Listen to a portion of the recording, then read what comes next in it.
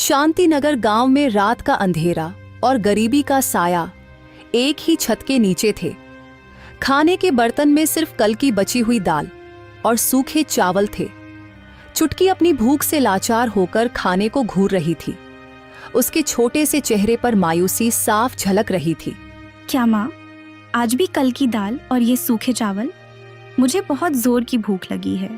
मैं ऐसा खाना कैसे खाऊंगी? खाने के सामने बैठकर खाने की बुराई नहीं करते मेरी बच्ची। चुपचाप यही खा लो। तुम्हारे बाबा ने एक नई दुकान खोली है ना, देखना बहुत जल्द हमारे सारे दुख और गरीबी के दिन खत्म हो जाएंगे। मुझे कुछ अच्छा नहीं लगता, रोज रोज वही सूखे चावल या उबले हुए आलू। मेरा भी तो दिल करता है कभी अच्छा खाना, मछली या गोश्त खाने का। हमेशा खाने की शिकायत करती रहती है। कहाँ से लाऊं मैं रोज अच्छा खाना? अभी तो कम से कम 2 वक्त का खाना नसीब हो रहा है। कुछ दिन पहले तो ये भी नहीं मिलता था। चुपचाप मुंह बंद करके खा लो। अरे कमला, बच्ची को ऐसे क्यों डांट रही हो? वो छोटी है, ना समझ है। उसका कोई कसूर नहीं है। कसूर तो मेरा है। मैं एक नाकाम बाप और पति हूं जो अपनी बीवी और बच्ची को 2 वक्त का अच्छा खाना भी नहीं खिला सकता। बाबा, आप उदास मत होइए। मैं अब कभी ऐसी जिद नहीं करूंगी। आप मुझे जो भी खाने को देंगे मैं खुशी खुशी खा लूंगी। कमला, तुमने तो एक निवाला भी नहीं खाया। ऐसे चुपचाप क्यों बैठी हो? मुझे भूख नहीं है जी। आपको तो पता है, सुबह थोड़ा पानी पी लूं तो मेरा पेट वैसे ही भर जाता है। हाँ, मैं सब जानता हूं। इस गरीब घर में आकर तुमने अपनी सारी खुशियां कुर्बान कर दी। तुम जैसी जीवन साथी पाकर मैं खुद को बहुत खुशनसीब मानता हूं। छोड़िए इन बातों को। आप ये बताइए, दुकान का क्या हाल है? बिक्री कुछ बढ़ी या नहीं? अभी तो थोड़ा ठीक चल रहा है। आहिस्ता आहिस्ता सब ठीक हो जाएगा। नई दुकान है, थोड़ा वक्त तो लगेगा ही।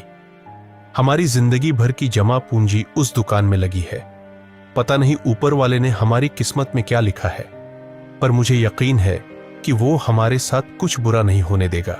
दूसरी तरफ उनके घर के बाहर मोहन का सगा भाई राकेश और उसकी पत्नी विमला अंधेरे में छुपकर उनकी बातें सुन रहे थे। उनके दिलों में जलन की आग भड़क रही थी। कुछ समझ आया आपको? समझ तो आ गया। क्या समझी तुम? यही कि अब ये भिखारी हमसे भी ज्यादा अमीर हो जाएंगे। चाहे कुछ भी हो जाए, इनको अपने से आगे नहीं निकलने देना है। अब घर चलिए। और कितना पैदल चलाएंगे? पैरों में दर्द शुरू हो गया है। आखिर में मुझे ही आपके पैर दबाने पड़ेंगे।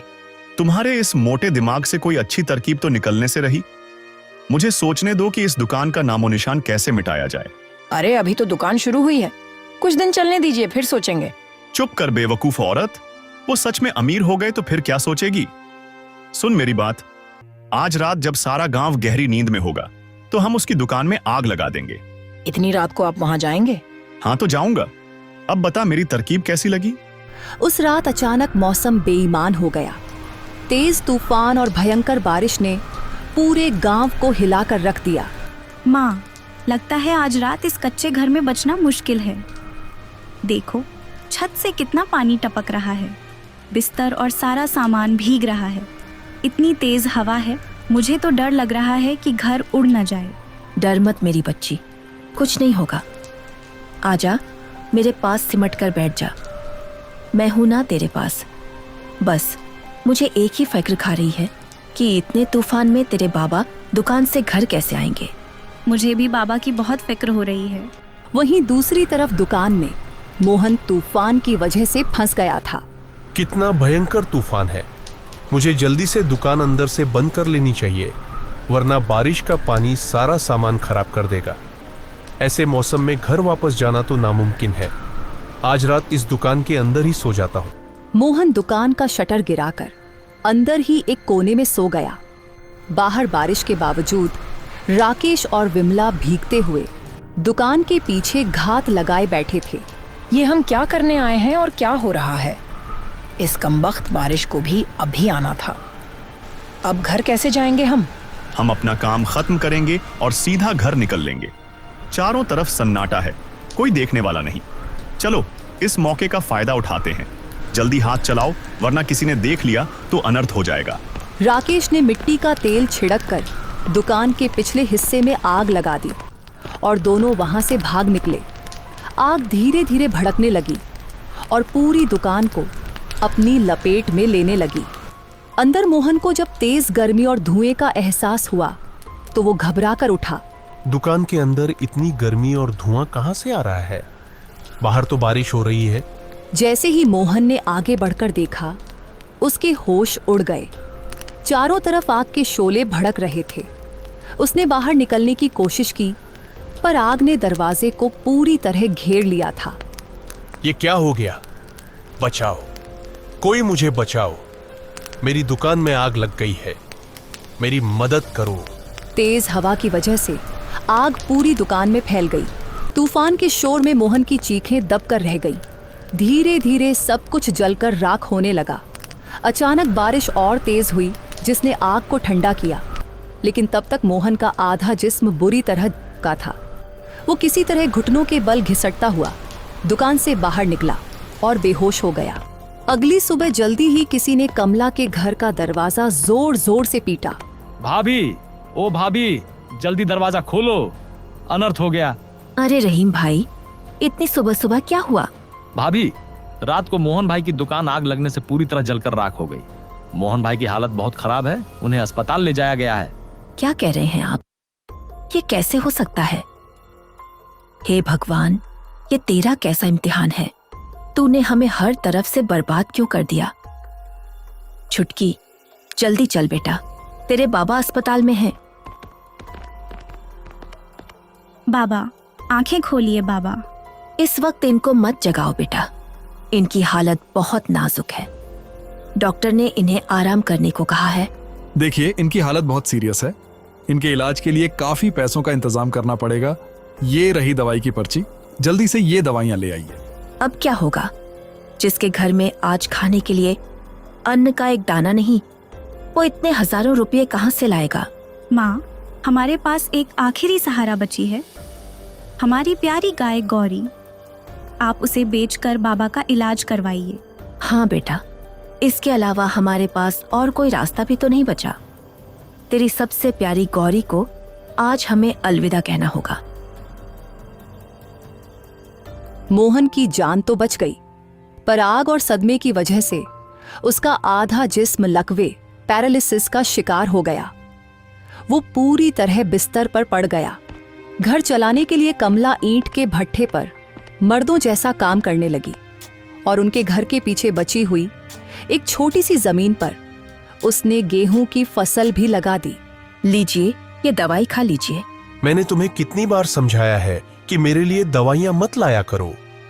तुम इतनी धूप में ईंट के भट्ठे पर खून पसीना एक करती हो। ये पैसे बचा कर रखो, किसी बुरे वक्त में बच्ची के काम आएंगे। मेरे जैसे मुर्दे पर क्यों जाया कर रही हो? तभी वहां राकेश और विमला आ टपके।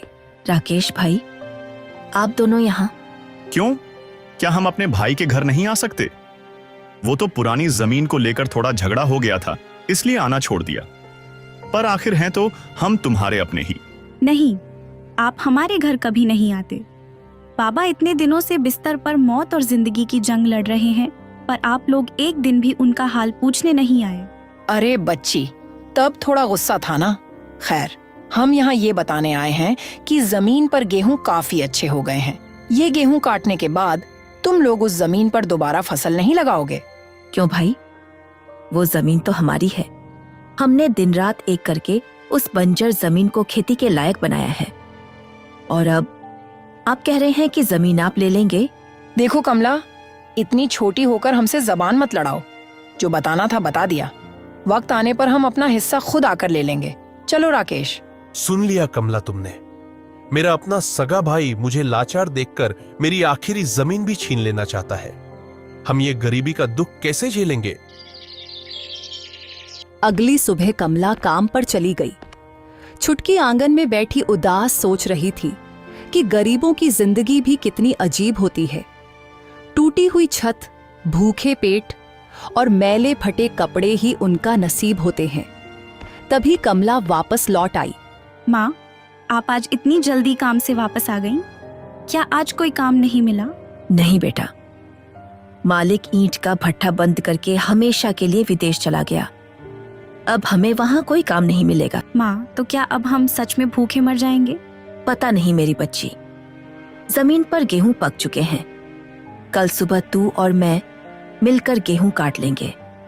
उन्हें बाजार में बेचकर जो चंद पैसे मिलेंगे उससे शायद कुछ दिन और हमारी सांसें चल जाएं। पर उनकी किस्मत को कुछ और ही मंजूर था। अगली सुबह जब माँ बेटी गेहूं के खेत में पहुंची तो उनके पैरों तले जमीन खिसक गई। जंगली हाथियों के एक पूरे झुंड ने उनका खड़ा खेत खाकर बर्बाद कर दिया था। हे भगवान, इन जानवरों ने क्या कर दिया? मेरा आखिरी सहारा भी इन्होंने खा लिया। तुम इतने सारे हाथी एक साथ हमारे ही खेत में क्यों आए? क्या तुम्हें नहीं पता था कि यही हमारी आखिरी उम्मीद थी? अब हम भूख से तड़प तड़प कर मर जाएंगे। माँ, चुप हो जाओ। सुनो, वहाँ खेत के उस पार से किसी के रोने की आवाज आ रही है। दोनों माँ बेटी आवाज की तरफ भागी। उन्होंने देखा कि वहां झाड़ियों के पास एक छोटा सा हाथी का बच्चा एक गहरे गड्ढे में फंसा हुआ था और बुरी तरह जख्मी था। उसके पैरों से खून निकल रहा था और वो भूख और डर से तड़प रहा था। अरे रे, ये बेचारा तो बुरी तरह जख्मी है। हाथियों का झुंड शायद डर के मारे इसे यहीं छोड़कर भाग गया। माँ, जल्दी इसकी मदद करो, इसे घर ले चलते हैं। माँ बेटी ने बड़ी मुश्किल से उस जख्मी बच्चे को बाहर निकाला और अपने कच्चे घर के आंगन में ले आई। कमला ने उसके जख्मों पर पट्टी बांधी, पर हाथी का बच्चा भूख से रो रहा था।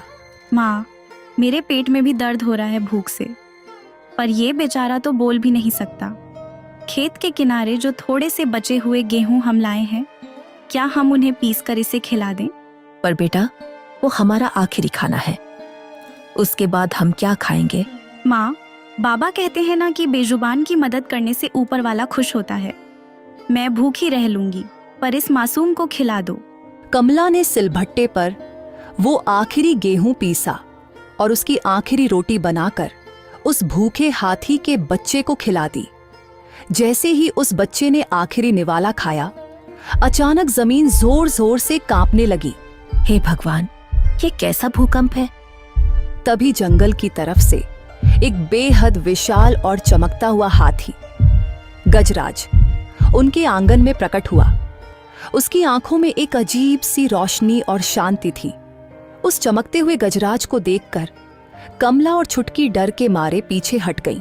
डरो मत नेक इंसानों, मैं इन हाथियों का सरदार गजराज हूं। मेरे झुंड ने भूख में तुम्हारा खेत तो खा लिया था और जल्दबाजी में अपना बच्चा यहीं छोड़ गए, पर तुमने खुद अपना आखिरी खाना कुर्बान करके मेरे बच्चे की जान बचाई। तुम्हारी इस कुर्बानी ने मेरा दिल जीत लिया है। गजराज ने अपनी विशाल सूंड आगे बढ़ाई। उसकी सूंड में एक बेहद खूबसूरत और चमकती हुई सुनहरी घंटी थी। ये सुनहरी घंटी कोई आम घंटी नहीं है। इसे जब भी तुम बजाओगी, ये तुम्हारी हर जरूरत पूरी करेगी और दुख दर्द दूर कर देगी। ये मेरा तोहफा है तुम्हारे इस नेक दिल के लिए। कमला ने हाथ कांपते हुए वो सुनहरी घंटी ले ली और देखते ही देखते गजराज अपने बच्चे को लेकर एक सुनहरी रोशनी में गायब हो गया। कमला जल्दी से भागकर मोहन के पास कमरे में गई। सुनते हैं जी? ओ छुटकी के बाबा, देखिए हमारे साथ कैसा चमत्कार हुआ है। कमला ने जैसे ही मोहन के सिरहाने खड़े होकर वो सुनहरी घंटी बजाई, उसमें से एक सुकून भरी मीठी आवाज निकली और एक सुनहरी रोशनी सीधा मोहन के जिस्म पर पड़ी। कमला, छुटकी, मैं ठीक हो गया। मैं अपने पैरों पर खड़ा हो सकता हूं। मेरे जिस्म का लकवा ठीक हो गया। और इतना ही नहीं, घंटी बजते ही उनके उस टूटे हुए झोपड़े की छत से अचानक दौलत और आला किस्म के खानों की बारिश होने लगी। सोने के सिक्के, हीरा, मोती और तरह तरह के पकवान पूरे घर में भर गए। हमने जो गरीबी और दुख देखा, ऊपर वाले ने हमारी फरियाद सुन ली। उस गजराज ने हमें हमारी नेकी का अनमोल सिला दिया है। कुछ ही दिनों में मोहन और उसकी फैमिली शहर के सबसे अमीर लोगों में गिने जाने लगे। लेकिन दूर से ये सब देखकर राकेश और विमला का खून जल रहा था। ऐसे ही निकम्मों की तरह कब तक बैठे रहेंगे आप? जो कल तक हमारे दरवाजे पर भिखारी बने हुए थे, वो अचानक इतने अमीर कैसे हो गए? हम यहाँ हाथ पर हाथ धरे बैठे रहेंगे क्या? तो मैं क्या करूं? जाकर खुद देखना पड़ेगा उनकी इस दौलत का राज क्या है। दोनों अंधेरे में चुपके से मोहन के घर की खिड़की के पास पहुंचे। वहां उन्होंने अपनी आंखों से देखा कि मोहन खुशी से एक सुनहरी घंटी बजा रहा था और हवा से सोने के सिक्के गिर रहे थे। देखा आपने? ये अमीरी इस घंटी की वजह से है। जैसे ही ये लोग सोएंगे, हम वो घंटी चुरा लेंगे। आधी रात को मौका मिलते ही राकेश चुपके से अंदर घुसा और सुनहरी घंटी चुराकर वहां से भाग निकला। दोनों पति पत्नी हांफते हुए अपने घर पहुंचे। जल्दी जल्दी इस घंटी को बजाइए। आज से हम इस पूरे शहर के सबसे अमीर लोग होंगे। मैं अब और इंतजार नहीं कर सकती। अरे रुको मेरी रानी, अभी देखो मैं दौलत की ऐसी बारिश करूंगा कि आंखों पर यकीन नहीं होगा। राकेश ने लालच में पागल होकर जोर जोर से वो सुनहरी घंटी बजाना शुरू की, पर सोने और दौलत की बारिश के बजाय कमरे में जहरीला धुआं उठने लगा और अचानक वहां खौफनाक डरावनी भूतनियां और विशाल जंगली भालू प्रकट हो गए। अरे बाप रे, ये क्या हो गया? दौलत कहाँ है? राकेश भागिए, ये भालू और भूतनियां हमें मार डालेंगे। बचाओ, कोई बचाओ। ये घंटी तो श्रापित है, मेरे पीछे भूत पड़े हैं। वो खतरनाक भालू दहाड़ते हुए उन पर झपट पड़े और डरावनी भूतनियों ने उन्हें पूरे घर में दौड़ाया। डर के मारे राकेश और विमला चीखते चिल्लाते हुए अपने घर से भागे और गांव की सरहद की तरफ दौड़ पड़े। पापियों को कभी माफी नहीं मिलती। लालच और धोखेबाजी करने वालों का यही अंजाम होता है। तुमने मासूमों का हक छीना था, इसीलिए आज के बाद तुम इस गांव में कभी वापस नहीं आओगे। उन खौफनाक भालुओं और भूतनियों ने उन्हें हमेशा के लिए गांव से भगा दिया और राकेश और विमला का नामो निशान उस गांव से मिट गया। उधर वो सुनहरी घंटी रोशनी बनकर वापस मोहन के पास लौट आई। हे गजराज की अमर निशानी, तुमने हमारी उजड़ी हुई दुनिया को रोशन कर दिया। हम जिंदगी भर इन एहसानों के शुक्रगुजार रहेंगे। मोहन, कमला और छुटकी ने अपनी बची हुई जिंदगी सुकून, खुशी और दूसरों की मदद करते हुए गुजारी, जबकि जलने और लालच करने वालों को अपने किए की भयानक सजा मिल गई।